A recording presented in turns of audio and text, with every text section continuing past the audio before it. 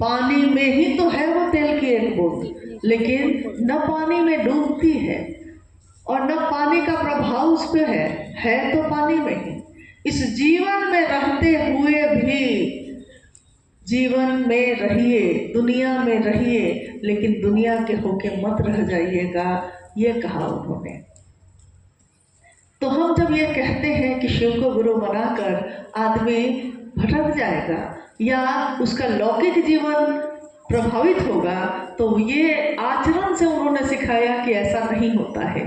आप अपने जीवन को चलाने के लिए सुंदर तरीके से अपनी नौकरी भी कर सकते हैं, व्यापार भी कर सकते हैं, अपने काम को कर सकते हैं, दैनिक जीवन को जी सकते हैं, लेकिन इन सारी चीजों में जीते हुए भी आपका मन उस एक तेल की बूंद की तरह तैरता रहता है, महादेव की तरफ, महादेव के भाव से भरा हुआ।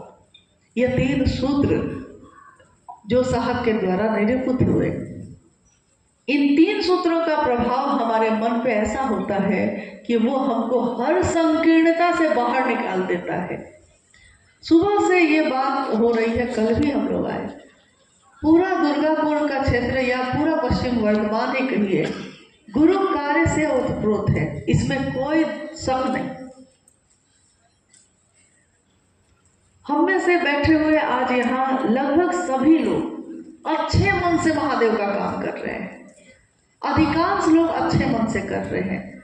आप इक्का दुक्का की बात कीजिएगा तो इक्का दुक्का की कोई बिसात नहीं होती है, एक सैलाब के आगे एक तिनके की कोई बिसात नहीं, लेकिन हम लोग उसको भारी बना देते हैं बात कर करके उसके बारे में, जबकि उससे तो सीधे गुजर जाना है हमको। बात क्यों करनी है उस विषय में जो मेरा विषय ही नहीं है, हम उसकी बात क्यों करेंगे। स्व अनुशासन शिव शिष्यता में, चाहे साप्ताहिक चर्चा स्थल हो, चाहे एक दिवसीय शिव चर्चा स्थल हो, हमको दुनिया में हर बात के बारे में समझ है। कल शाम की चर्चा में हम लोग बात कर रहे थे इस विषय में कि जब हम अपने बच्चे के स्कूल जाते हैं, स्कूल में कोई कहता नहीं है कि आप शांत रहिए, लेकिन आप हल्ला करते हैं? नहीं करते हैं, क्योंकि प्रिंसिपल से मिलने गए।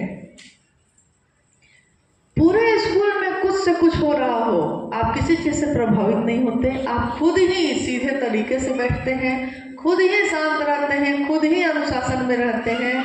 आपको हमको ये समझ है कि स्कूल का परिसर है तो उसके अंदर का अनुशासन क्या होना चाहिए।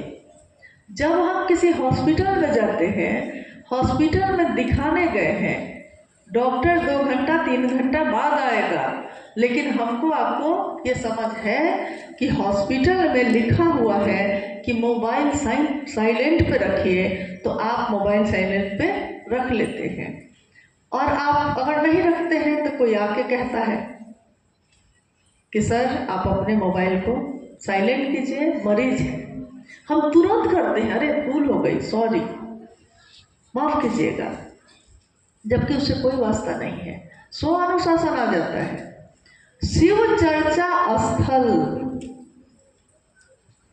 शिव की चर्चा की जगह, उस जगह पे हमको क्यों नहीं ये समझ है कि हमको वहाँ कैसे रहना चाहिए, वहाँ हमको कैसी बात करनी चाहिए, वहाँ मेरा बर्ताव, मेरा आचरण क्या होना चाहिए। गुरु का मंच है, चादर बिछाया हुआ ही है, मान लीजिए यहाँ तो फिर भी मंच बना हुआ है, चादर एक बिछाई है आपने, लेकिन आपके मन ने उस स्थान को गुरु मंच का नाम दिया है कि नहीं।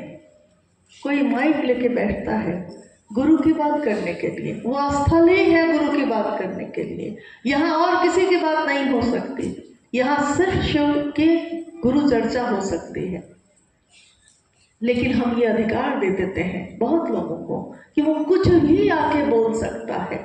ये अधिकार नहीं है किसी को कि वो कुछ भी बोल सकता है, वो शिव की बात कर सकता है, लेकिन अपनी अपनी व्यक्तिगत खुन्नस निकालने का वो मंच नहीं है। ये अनुशासन तो हमको खुद में समझना चाहिए। हमारे आसपास की दुनिया ये देखती है कि हम शिव की चर्चा जो करने वाले लोग हैं, शिव का शिष्य जो बनकर हम चल रहे हैं, हमारी पहचान दुनिया में क्या होती जा रही है, क्या होती चली गई। साहब ने एक बार पूछा, उपवन में हम लोग बैठे थे, कुछ गुरु भाई गुरु बहन मिलने आए थे। उन्होंने पूछा गुरु बहनों से, जो कह रही थी कि हम लोग अक्सर किसी न किसी गांव में जाते हैं या शहरी क्षेत्र में भी जाते हैं। साहब ने पूछा उनसे कि तुम लोग जब जाती हो तो लोग तुम लोग को देख के क्या कहते हैं। बहुत अच्छे मन से उन्होंने पूछा, लोग तुम लोग को देख के क्या कहते हैं। कहते होंगे कि शिव की बात करने वाले लोग आए हैं। और गुरु बहनों ने भी हंसते हंसते उत्तर दिया, हाँ साहब कहते हैं कि शिव चर्चा वाले आए हैं। ये सब सुनते ही जैसे साहब का चेहरा, उसकी रंगत ही बदल गई। उन्होंने कहा, शिव चर्चा वाले, मैंने तो तुमको शिव का शिष्य बनाना चाहा। एक मामूली छोटा से छोटा गुरु भी अगर शरीर में भी है और उसका शिष्य भी अगर गुजरता है, लोग कहते हैं अमुक गुरु के शिष्य जा रहे हैं। धरती पे इतने गुरु हुए, उनके शिष्य जो हुए, उनको देखकर, उनके भाव भंगिमा को, उनके प्रेम भरे भजन को सुन के, उनके आचरण को सुन के लोग कहते हैं, अरे ये अमुक गुरु के शिष्य जा रहे हैं। और मैं